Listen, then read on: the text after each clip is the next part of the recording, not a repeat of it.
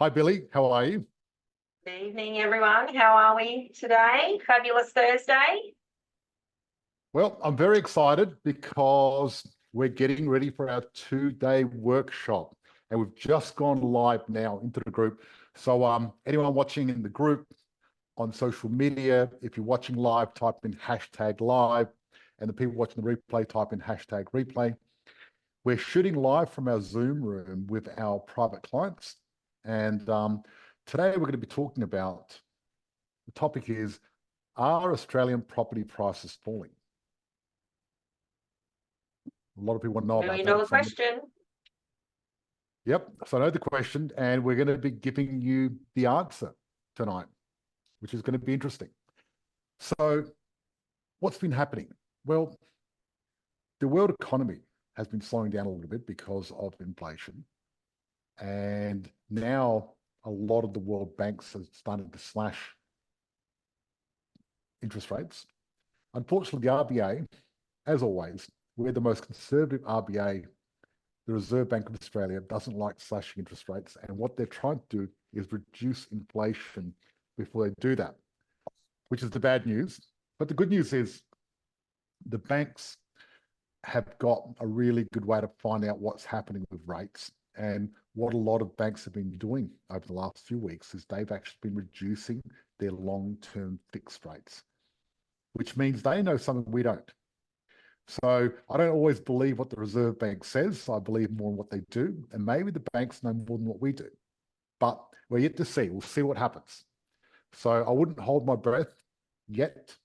But I think if we're looking at rate reduction, we may be waiting until 2025. Okay. Okay. Yeah. So there you go. And this is what's happening this weekend. This weekend, we've got 100 people from around Australia flying to Adelaide, and we're all getting together for our 2-day workshop. And at this 2-day workshop, what we're doing is we're diving in deep. On the Saturday, we're going to be going through mindset, and then we're going to be I'm going to be revealing our new genius model, the Markoski method. And basically, I'm going to be revealing underneath the hood, if you like. I'm going to be opening up and showing you what happens behind the scenes and exactly how we do what we do. So it's going to be very exciting because not a lot of people have seen what happens behind the scenes. But over the last 15 years, I've been building a machine in the background, and I'm going to be revealing it all on Saturday. It's a very intricate machine, isn't it, George? It is, and it's very exciting. And I've cut it down to 9 principles. I'm going to be teaching them on Saturday. Then on the Sunday, I'm going to be doing my yearly State of the Nation, where I'm going to be talking about exactly what's happening in world economy, what's happening in the future, where we're heading, what's happening with demographics and population, what's going to happen to our GDP. And then we're going to be talking about infrastructure and spending, and then put it all together and show you where property prices are going to go up, where they're going to go down. It's always my favorite day on the Sunday when I go through that, the State of the Nation. And then this is what's happening on Sunday night, Sunday afternoon, evening. In the evening, we're going to be doing our belt ceremony. If you look behind me, I've got a board up here with belts. And you can see on the bottom, there's a white belt. When people join our program, they start on the white belt. Billy, I'll get you to monitor the chat if there's any chats. And I am. We'll go through question and answers later on anyway. But if you look at the bottom, there's a white belt. And on the top, there's a black belt. And there's actually 10 belts separating white to black. And there's a reason there, because our headline program is 10 properties in 10 years. And that's what a lot of people want. Not everyone wants that, and that's fine.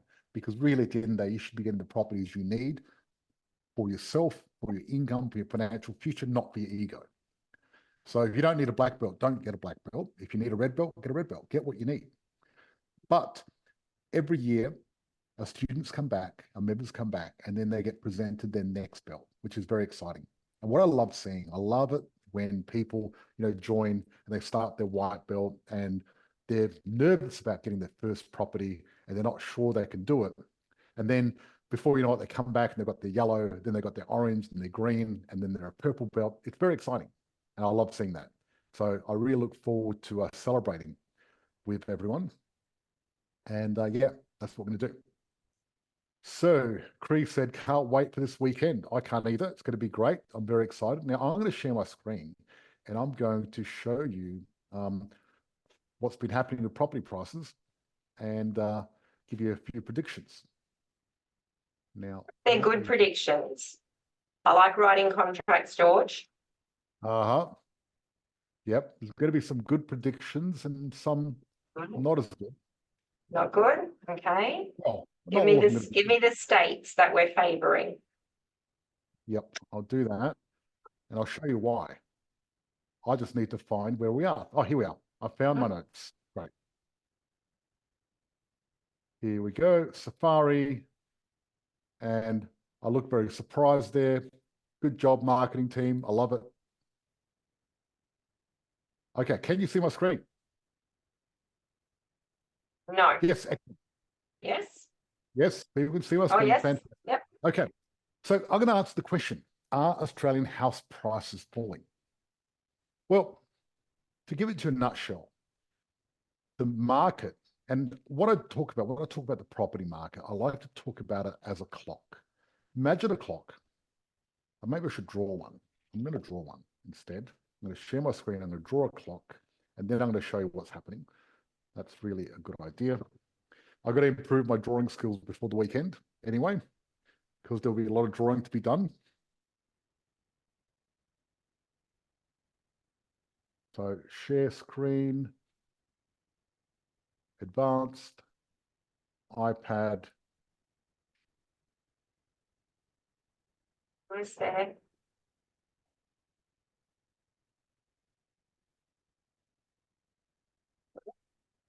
Kids can do this so fast. They do it with their eyes closed. They can. My son is a little ninja. Okay, so let's do this. Let's do the property clock. And as you can see, we've got a blank screen here with an Apple Pencil.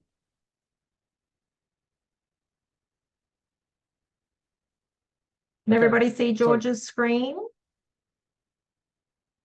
No, I can't. No, can't see your screen, George. No. Okay, let's start again. Okay, let's do this again, and it's going to work this time because no spinning wheel. No spinning wheels. No, it's just giving me the Mac. It's not giving me Zoom. It should be giving me Zoom. All right, we're just going to have to imagine this property clock. We're going to try it one more time. Okay. And here we go. If you don't succeed at first, try again. Okay, can you see that? We've got that. Yep. We've got a clock here, and up the top is 12 o'clock. Down the bottom is 6. And then what you've got is you've got 3 and 9. Now, this, I call this the property clock, and this here 12, that is the peak of the market. This is the peak right there. And the bottom of the market is 6. So what we're trying to do, we're trying to buy down here. So that way we can go up, make some equity, reinvest that money. And then we've made enough equity. So when there's a correction, it's not going to be that big. And then we can go in again on another 6 o'clock market. So what happens is we go to a 6 o'clock market. Actually, we go to 7 o'clock market. I'll explain why, because you can't go 6. We go to 7 o'clock market. We buy here. We take that growth. We get this equity, go to the next clock, 7 o'clock, go again, go to the next clock, 7 o'clock, go again. And we keep going at 7 o'clock and reinvesting our equity to another 7 o'clock market. That's the nature of the game. That's what we're trying to do.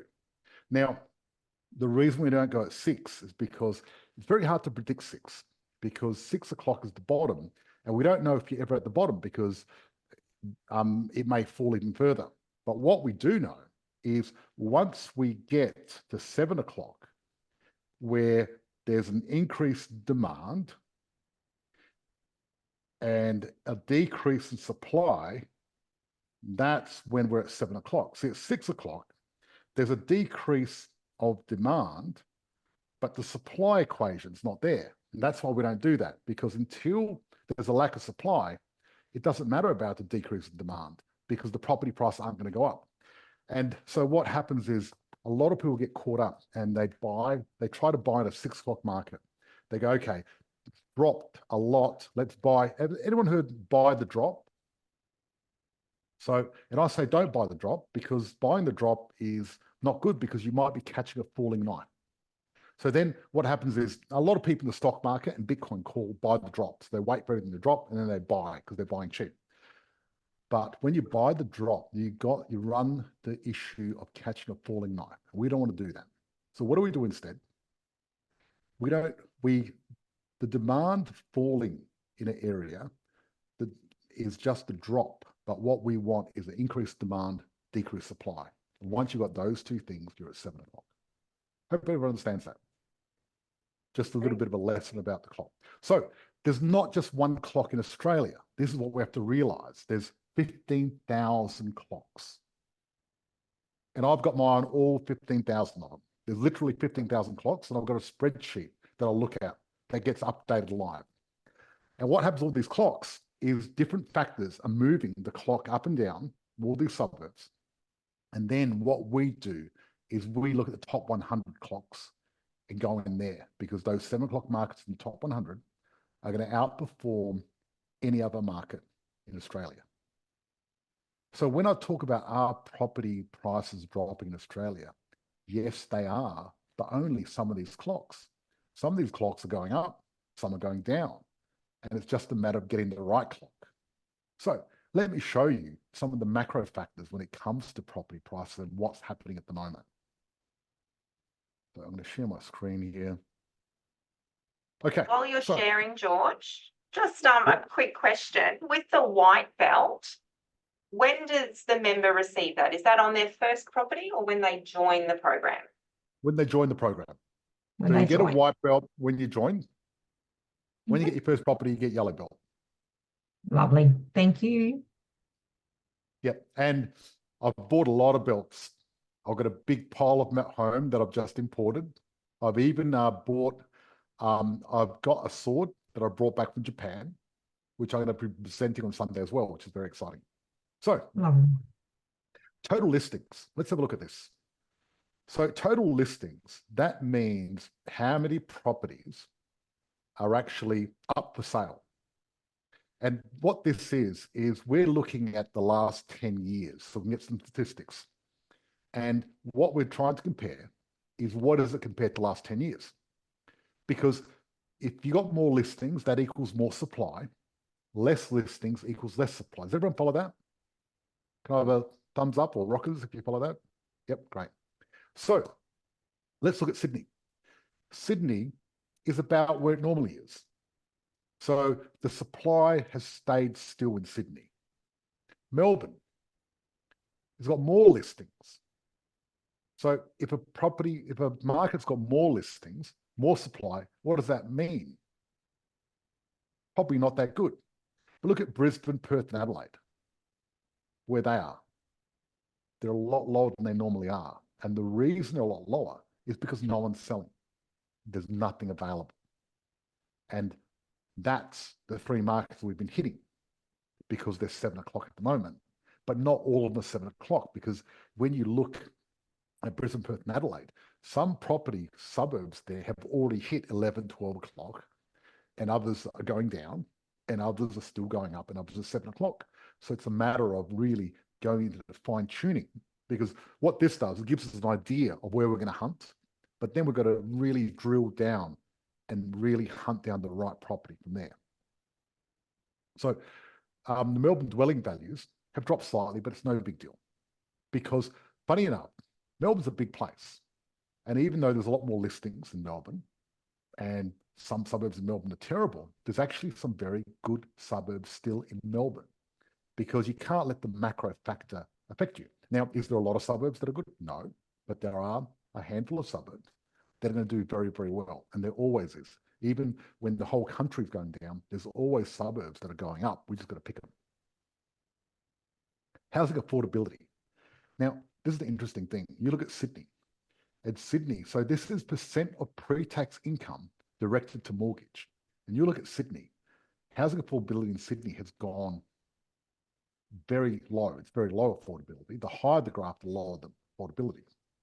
Now, however, the price is still going up because even though the affordability is very poor, there's not much available to buy, and therefore there's still demand.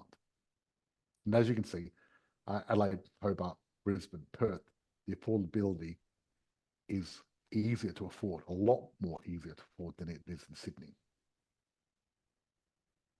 And now, how many years it would take a school leaver today to save a deposit?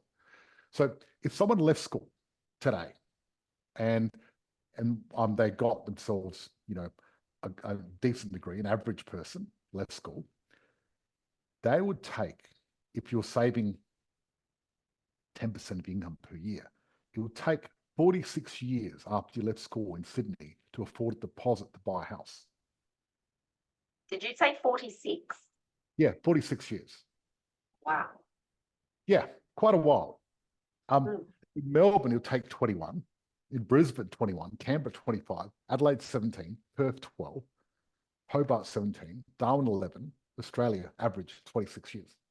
That's for houses. Units, I'm not going to talk about units, but with units, it's always a lot cheaper because there's no land component. And you look at house mortgage repayments on average as part of a single income. In Sydney, 127% of your wage, on the average wage, would go to the average property in Sydney. So you can see why, actually, when people say the kids in the future aren't going to be able to afford a house, and I always disagree with this, but I'm saying maybe this could be true. So that's what's happening at the moment. Now, we can look at the sad part about people not being able to afford to buy a house and everything else like that. And the reason it's hard is because when you buy an owner-occupier, you have to do everything yourself. You don't get any tax deductions. You don't get a tenant helping you. You can't leverage anything. You've got to do it all yourself on post-tax dollars. So what happens is you get paid. Before you get paid, they take out super. They take out your tax. Then you got to pay your bills, and you got to pay your electricity, and you got to pay your food and everything else. Your Netflix, your cafe lattes, your avocados on toast. And then whatever's left over, you've got to pay towards your mortgage. It's very difficult. So the Australian dream of owning a home is disappearing. Now, is that sad? Maybe. But the thing is, when it comes to investing in property, it's actually never been cheaper to invest, except for a couple of years ago. So I need to change that statement. So when the interest rate's really low, it's a lot cheaper. But if you look at how much it costs to buy an investment property today, we were paying the same amount of money in the 90s for an investment property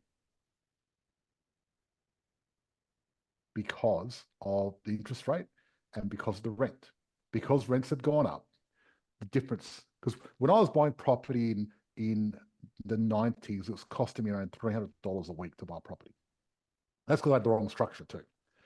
Our clients are buying property for about $100.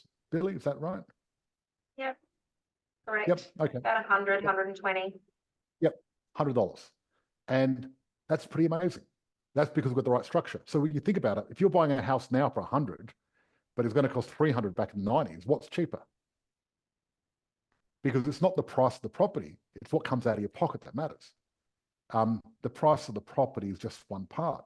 What we're going to look at is cash flow, because the cash is not king, cash flow is king. It depends on your cash flow. And funny enough, I was thinking about this the other day, and I was thinking, sometimes people look at a property, because a lot of people are stuck in their head about how much they want to spend on a property. And they'll get a property, and let's say this one's negative $150, $200, let's say $200. and they're looking at it going, $200 a week. I don't want to buy this property $200 a week. I want a property $50 a week. The thing is, if you can't get one $50 a week, that's good, and you say no to the $200 a week, and then you wait a year, then that property is going to be $300 a week. You're not actually doing yourself a favor. Then you wait another year, and then it's going to be $350 a week. It actually gets harder the more you wait. That's the thing with property. It doesn't get easier, it's harder. And the opportunity cost, once you wait long enough, you actually might miss out on the market entirely. I've seen people do that quite often. Before COVID, I know a few people that were able to get 2 properties. Now after COVID, they can get 0. And they were umming and ahhing then. But that's the nature of the market. And hindsight. Yeah, and because inflation keeps marching on, no matter what happens, it's marching on over and over and over. You can't stop it. You got to just jump in there and jump with the elevator. If you think about inflation as an elevator moving up, the property clock, and property is moving up, and you're sitting on the side of the elevator, you're going, oh, I'm not going to jump yet. And what you're doing is following the elevator and climbing up these stairs, trying to follow it. But the elevator's getting faster, and it's going faster. Then you're running up the stairs trying to keep up, and then you keep going. But all you got to do is buy an investment property. Then suddenly you've got to hedge against inflation, and you've jumped on the elevator. And then the elevator's pushing you up at the same time. So if you're walking forward, you're making so much more progress. And then the people on the side that are climbing up the stairs trying to get the perfect deal, they keep climbing up the stairs. You bought another property, you got 2 elevators moving up. Does everyone follow that analogy?